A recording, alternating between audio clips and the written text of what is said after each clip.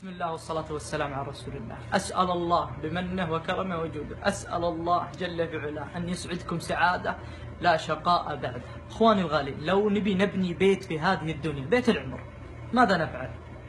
نبيع ما ورانا وما قدامنا، نبيع ما نملك من سيارات، من ذهب زوجات، كل ما نملك علشان نرتاح ونبني بيت في هذه الدنيا.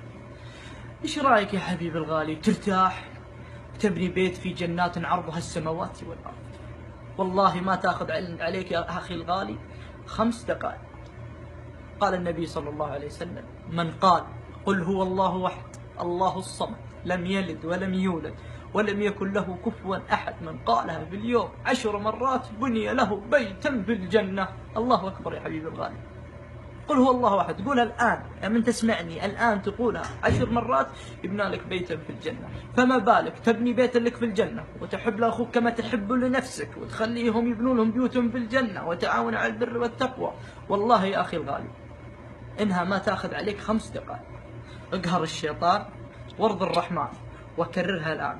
أسألك بالله يا من تناظرني، أسألك بالواحد الأحد جل في علاه، فاجئ أخوانك الآن اللي على الجوالات، ارسل لهم هذا المقطع، فاجئهم، خلهم يكررون هذه الآية. أسأل الله أن يوفقكم وأن يشرح صدوركم وأن يغفر ذنوبكم وأن يجمعني وإياكم في الجنة. اللهم يا ذا الجلال والإكرام، من أرسل هذا المقطع وعاوني على نشره، اللهم اغفر ذنبك واشرح صدرك ويسر أمرك وادخل السرور بقلبك، اللهم ارزقك في جنات عرضها السماوات والأرض.